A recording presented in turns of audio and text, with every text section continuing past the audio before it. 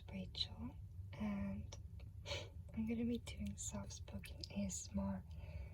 And I'm kind of nervous because I've never done this before. I've never really put my voice out.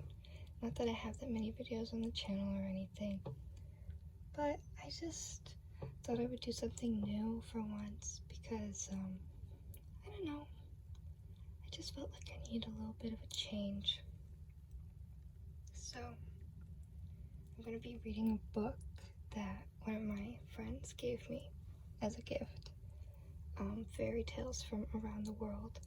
And it's so pretty because it's pink and it's got gold on it and white painting and the pages are gold. And it was just a really, really nice gift because I like reading and I feel like I don't get to read original fairy tales that much. So, yeah. I thought I'd find a cute little story to read, and then we could just read it together. Nor the note. That was just a post-it note of her handwriting. But yeah, I'm still kind of nervous now. I'm not used to talking in public or in front of people, even though it's just myself here. Just the idea of it makes me a bit nervous, but I'll try to loosen up a little bit.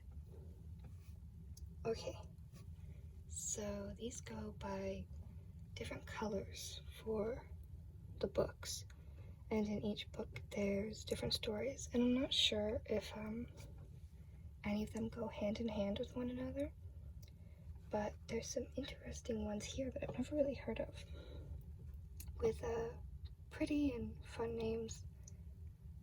Like the first one here is East of the Sun and West of the Moon. Then we have Aladdin, Beauty and the Beast, The Master Cat. Those are some that some people might be aware of. And I'm sure other stories in here a lot of people would be aware of too, but I might just not know. I already have one in mind though that I want to read because it just caught my eye. Here, let's see. Soria Moria Castle, Jack and the Beanstalk, The Rat Catcher, The Nettle Spinner, The Half Chick. Rosanella was the one that caught my eye for some reason. The Story of the Three Bears, and the different colors is blue, red, green, yellow. I'm gonna move this over a little bit. Pink, gray, violet, crimson, which sounds fun, brown, orange, olive, and lilac. Speaking of olive, if you see scratches on my hand, that's from my kitten, Olive. She's pretty feisty at times. So, okay, let's read some of the other titles. The Witch and Her Servants, The Story of King Frost, Prince Spring, The Cat's Elopement. I wonder what that's about. The Slaying of the Tanuki, Hans the Mermaid's Son, King Lindorm, The Goat-Faced Girl, The Little Gray Man, The Three Princes and Their Beasts, The History of Dwarf Longnose, The Monkey and the Jellyfish, The Prince and the Dragon, Clever Maria, The Bunyip, The Story of the Yara, Peavy and Copple, The Story of Hero Makoma, The Clever Cat, The Mink and the Wolf, Samba the Coward, Gupti and Imani, grasp all, lose all. The snake prince. That sounds interesting. The fairy nurse. Moti. The winning of Olwen. 1 second.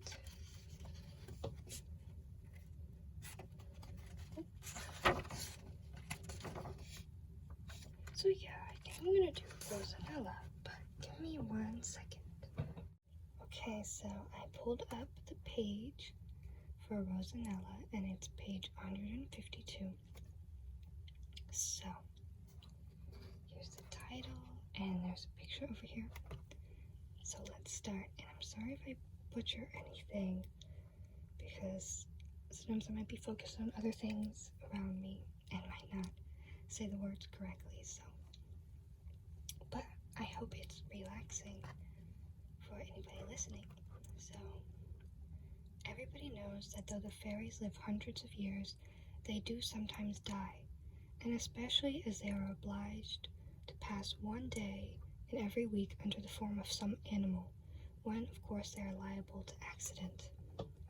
It was in this way that death once overtook the Queen of Fairies, and it became necessary to call a general assembly to elect a new sovereign.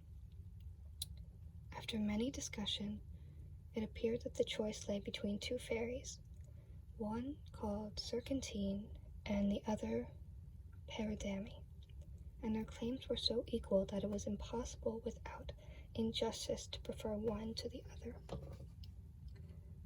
Under these circumstances, it was unanimously decided that whichever of the two could show to the world the greatest wonder should be queen, but it was to be a special kind of wonder. No moving of mountains or any such common fairy tricks would do.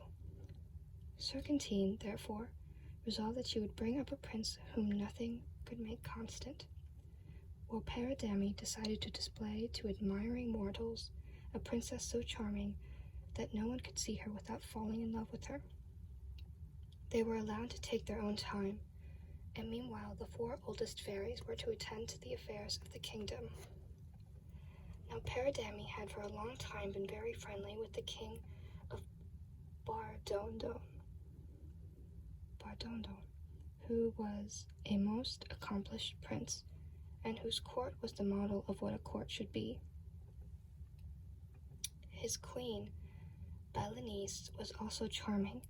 Indeed, it is rare to find a husband and wife so perfectly of one mind about everything. They had one little daughter, whom they had named Rosanella, because she had a little pink rose printed upon her white throat. From her earliest infancy she had shown the most astonishing intelligence, and the courtiers knew her smart sayings by heart, and repeated them on all occasions. In the middle of the night following the assembly of fairies, Queen Balanice woke up with a shriek, and when her maids of honor ran to see what was the matter, they found she had had a frightful dream. "I thought," said she, "that my little daughter had changed into a bouquet of roses, and that as I held it in my hand, a bird swooped down suddenly and snatched it from me and carried it away. Let someone run and see that all is well with the princess," she added. So they ran, but what was their dismay when they found that the cradle was empty, and though they sought high and low, not a trace of Rosanella could they discover. The queen was inconsolable, and so, indeed, was the king.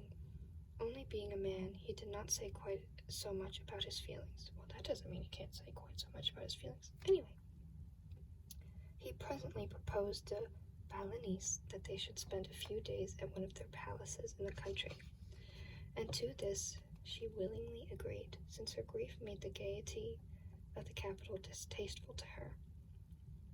One lovely summer evening, as they sat together on a shady lawn shaped like a star, from which radiated 12 splendid avenues of trees, the queen looked round and saw a charming peasant girl approaching by each path, and what was still more singular was that everyone carried something in a basket, which appeared to occupy her whole attention. As she drew near, she laid her basket at Balanice's feet, saying, "Charming queen, may this be some slight consolation to you in your unhappiness." The queen hastily opened the basket and found in each a lovely baby girl, about the same age as the little princess for whom she sorrowed so deeply. At first the sight of them renewed her grief, but presently their charms so gained upon her that she forgot her melancholy in providing them with nursery maids, cradle rockers, and ladies-in-waiting, and in sending hither and thither for swings and dolls and tops, and bushels of the finest sweetmeats. Oddly enough, every baby had upon its throat a tiny pink rose. The queen found it so difficult to decide on suitable names for all of them, that until she could settle the matter, she chose a special color for everyone, by which it was known that when they were all together they looked like nothing so much as a nosegay of gay flowers. As they grew older, it became evident that though they were all remarkably intelligent and profited equally by the education they received, yet they differed one from another in disposition so much that they gradually ceased to be known as Pearl or Primrose or whatever might have been their color, and the queen instead would say, "Where is my sweet?" or "my beautiful," or "my gay." It's kind of funny. Of course, with all of these charms, they had lovers by the dozen, not only in their own court, but princes from afar, who were constantly arriving, attracted by the reports which were spread abroad. But these lovely girls, the first maids of honor, were as discreet as they were beautiful, and favored no one. But let us return to Serpentine. She had fixed upon the son of a king who was cousin to Bardondon, to bring up as her fickle prince. Sorry, my bad. She had before, at his christening, given him all the graces of mind and body that a prince could possibly require. But now she redoubled her efforts, and spared no pains in adding every imaginable charm and fascination, so that whether he happened to be cross or amiable, splendidly or simply attired, serious or frivolous, he was always perfectly irresistible. In truth, he was a charming young fellow, since the fairy had given him the best heart in the world as well as the best head, and had left nothing to be desired but constancy. For it cannot be denied that Prince Mirliflor was a desperate flirt, and as fickle as the wind, so much so that by the time he arrived at his 18th birthday, there was not a heart left for him to conquer in his father's kingdom. They were all his own, and he was tired of everyone. Things were in this state when he was invited to visit the court of his father's cousin, King Bardondon. I keep saying, look at me, I'm silly. I said Bardondon. It's probably Bardondon. My bad. Well, at least you could have had a little laugh.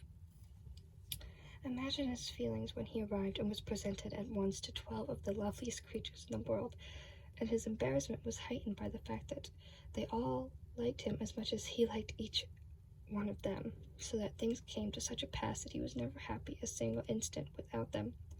For could he not whisper soft speeches to Sweet, and laugh with joy while he looked at Beauty? And in his more serious moments, what could be pleasanter than to talk to Grave upon some shady lawn, while he held the hand of Loving in his own, and all the others lingered in sympathetic silence? For the first time in his life he really loved, though the object of his devotion was not one person, but 12, to whom he was equally attached. And even Serpentine was deceived into thinking that this was indeed the height of inconstancy. But Paridamie said not a word. Well, what is this, the 12 dancing princesses? What's going on here? Why does he have a full-on harem? Oh, God. Well, let's keep reading. They did say he was the nation's biggest flirt, so. In vain did Prince Mirliflor's father write commanding him to return, and proposing for him one good match after another. Nothing in the world could tear him from his 12 enchantresses. One day the queen gave him a large garden party, and just as the guests were all assembled, the Prince Mirliflor was as usual dividing his attentions between the 12 beauties. A humming of bees was heard. The rose maidens, fearing their stings, uttered little shrieks, and fled altogether to a distance from the rest of the company. Immediately, to the horror of all who were looking on, the bees pursued them, and growing suddenly to an enormous size, pounced each upon a maiden and carried her off into the air, and in an instant they were all lost to view. Well, I wasn't expecting that plot twist. This amazing occurrence plunged the whole court into the deepest affliction, and Prince Mirlifichor, after giving way to the most violent grief at first, fell gradually into a state of deep dejection that it was feared if nothing could rouse him, he would certainly die. Serpentine came in all haste to see what she could do for her darling, but he rejected with scorn all the portraits of lovely princesses which she offered him for his collection. In short, it was evident that he was in a bad way, and the fairy was at her wits' ends. One day, as he wandered about absorbed in melancholy reflections, he heard sudden shouts and exclamations of amazement, and if, as everyone else, for though the air a chariot of crystal was slowly approaching which glittered in the sunshine, 6 lovely maidens with shining wings drew it by a rose-colored ribbons, while a whole flight of others, equally beautiful, were holding long garlands of roses crossed above it, so as to form a complete canopy. In it sat the Princess Paridamie, and by her side a princess whose beauty positively dazzled all who saw her. At the foot of the great staircase they descended, and proceeded to the queen's apartments, though everyone had run together to see this marvel, till it was quite difficult to make a way through the crowd, and exclamations of wonder rose on all sides at the loveliness of the strange princess. Great queen, ooh, that sounded like a tongue twister for a second, said Paridamie. Permit me to restore to you your daughter Rosanella, whom I stole out of her cradle. Wow, she said, I am a child abductor. After the first transports of joy were over, the queen said to Paridamie, but my 12 lovely ones, are they lost to me forever? Shall I never see them again? But Paridamie only said, very soon you will cease to miss them, in a tone that evidently meant, don't ask me any more questions. I'm sorry, that caught me off guard. I was not expecting that because this book sounded so old-fashioned, and then just this. Okay. And then mounting again into a chariot, she swiftly disappeared. Oh wow, they have an illustration of them being carried off by the giant bees. They didn't mention the birds. The news of his beautiful cousin's arrival was soon carried to the prince. Cousin! But he had hardly the heart to go and see her. However, it became absolutely necessary that he should pay his respects, and he had scarcely been 5 minutes in her presence before it seemed to him that she combined in her own charming person all the gifts and graces which had so attracted him in the 12 rose maidens whose loss he had truly mourned. And after all, it is really more satisfactory to make love to one person at a time. Wow, he really said, I'm going to drop all 12 of them, and I'm going to go sweet home Alabama with my one cousin. Oh gosh. Okay. So it came to pass that before he knew where he was entreating his lovely cousin to marry him. Oh wow. And the moment the words had left his lips, Paridamie appeared, smiling and triumphant, in the chariot of the Queen of Fairies. For by that time they had all heard of her success, and declared her to have earned the kingdom. She had to give a full account of how she had stolen Rosanella from her cradle, and divided her character into 12 parts, that each might charm Prince Mirlifichor, and when once more united might cure him of his inconstancy once and forever. I already guessed that she was all 12 of them, just in one person. And as one more proof of the fascination of the whole Rosanella, I may tell you that even the defeated Serpentine sent her a wedding gift, and was present at the ceremony, which took place as soon as the guests could arrive. Prince Mirlifichor was constant for the rest of his life, and indeed, who would not have been in his place? As for Rosanella, she loved him as much as all the 12 beauties put together, so they reigned in peace and happiness to the end of their long lives. This is a very nice story and all, and I appreciate it, and I think it's nice because it's like he fell in love with all the qualities of her and not just certain parts, you know, he fell in love with her as a whole. The harm was a bit concerning, as well as her being his cousin, of course. That's a bit of a deal breaker, I have to say, for me. But, I mean, you know, they're adults, right? Hopefully they're adults. I hope they're not underage. But, I think it was nice, you know. I mean, congratulations to Paradami. What a nice win you had there. And a good thing Serpentine isn't a sore loser or anything. So, well, I'm still glad I chose this story, you know. Learned a little something.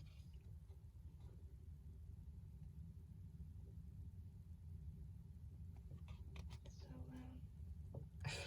this is kind of funny though, but I hope you enjoyed listening to that and my little side notes.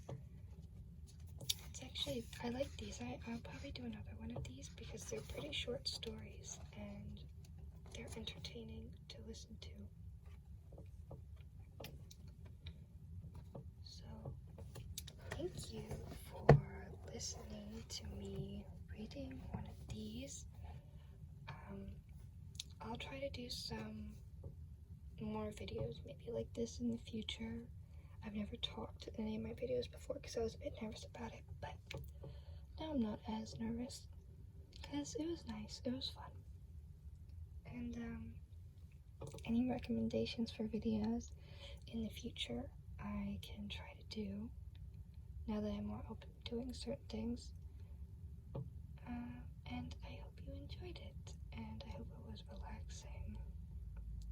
And thank you for watching.